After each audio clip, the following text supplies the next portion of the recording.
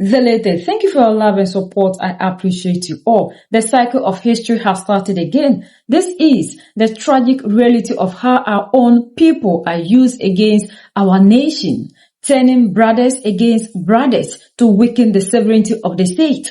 The latest report from the military prosecutor in Bamako have officially unmasked the faces behind the coordinated attacks of April 25th, 2026, which targeted Bamako, Kidal, Keti, and even the private residence of the defense minister. According to the official investigation and the military findings, the following individuals have been identified as the core perpetrators and coup plotters. The lead plotter and the fallen traitor. The investigation confirmed the central role of Alassane Diallo, known by alias Abedi.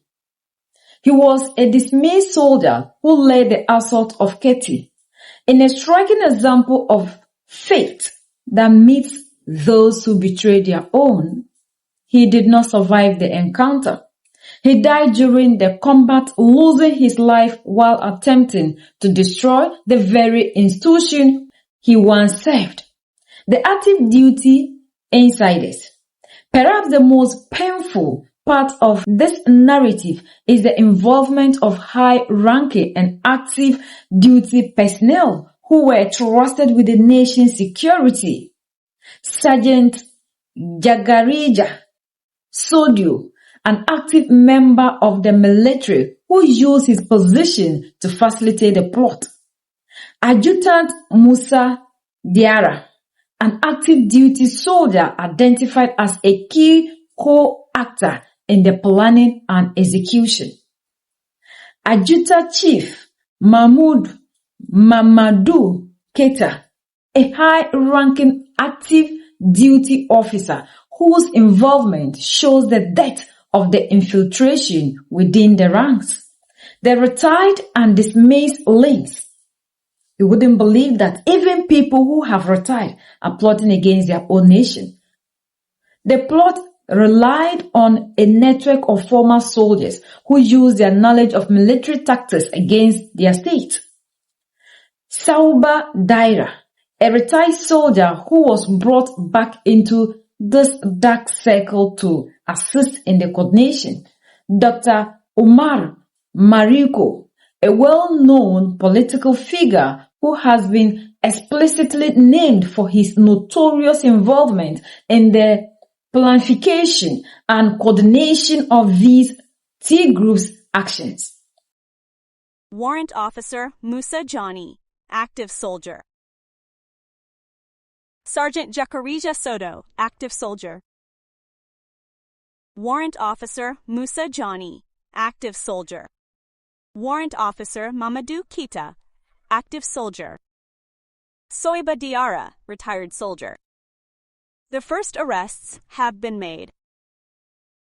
We begin this news by reading this press release from the public prosecutor at the Bamo Military Court.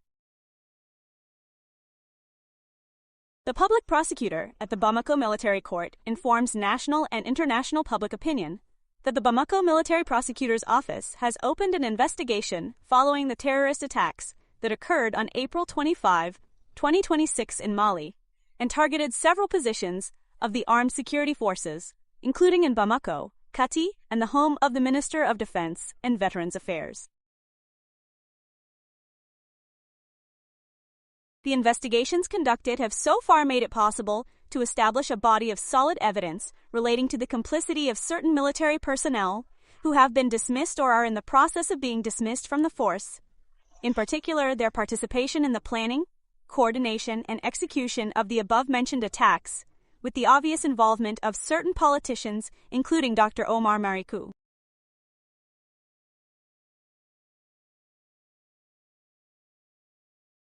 The investigation, which also confirmed the involvement of Alassane Diallo Diabedi, a dismissed soldier who died during the fighting and is considered to be in Kati, also identified the following as alleged co-conspirators and accomplices: Sergeant Jarija Soto, an active soldier; Warrant Officer Musa, an active soldier, Chief Magistrate Mamadou Keita,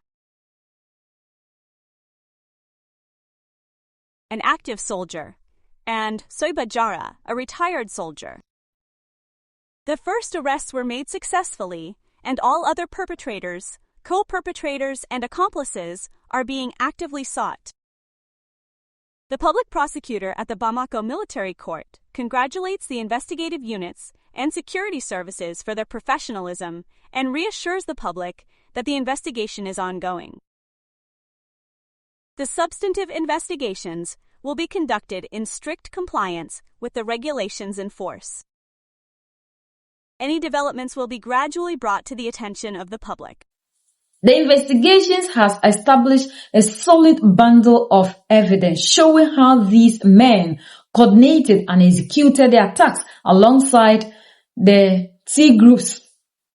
While the first round of arrests has been successful, a massive manhunt is currently underway for the remaining accomplices. This story is a reminder of the constant struggle to protect the nation from within.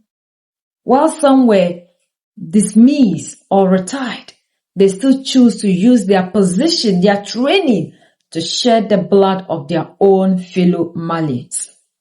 The state has vowed that justice will be served and that every individual involved in this betrayal will be tracked down to their final hiding place. The nation remains standing, but the lesson remains. The lesson remains. The eyes must always be open to the enemy that works among us. As we are busy watching the enemy outside of us, we should be much particular about the one that is within. And it's amazing how people just love oppression and they'll go to any length to sell their nation, sell their family, sell everybody into slavery. It's like some people just don't know why we are here. And because of that, they will do everything possible in their power to make sure they rise against their own people. It's heartbreaking that history keeps repeating itself. We thought after what happened to our fallen heroes, the people that we are now with will now learn. But to the point that we have old people who have retired, senior citizens, still not ready to see the betterment of their countries. That is what saddens us. When they are not able to do anything for us, they still wouldn't allow the other ones who have risen to cause a change. We are proud to point fingers at the United States, how beautiful it is, Singapore, China, Russia, but the African never wants to point a finger at home, point a finger at Africa and say we have done it. We deserve to be the mat that other people walk on. That is the narrative of other people, perception and understanding of what life is all about. How much have they paid you? If you can sell your country for peanuts, then the law must take its full course. Enough is enough. We have had enough of our brothers and sisters rising against our own sovereignty, our own security, our own progress. The time has come that this time we shouldn't pamper these people. Why will you be ready to sell your own nation for peanuts? It's heartbreaking that even in their old age, they are still fighting against their nation. A nation you couldn't do anything for. You still want that nation to be destroyed. How on earth? And the ones we entrusted our security are the ones who keep on selling us. We are the only ones that can set ourselves free. United we stand, divided we fall, and united we keep standing forever and ever. The greatest enemy of the African is mental slavery. So let's decolonize ourselves from mental slavery. Let's keep sharing to educate our brothers and sisters. Together we'll make Africa great for ourselves and the next generations that are going to come. So that's the latest around the world in Africa, West Africa, and in Mali.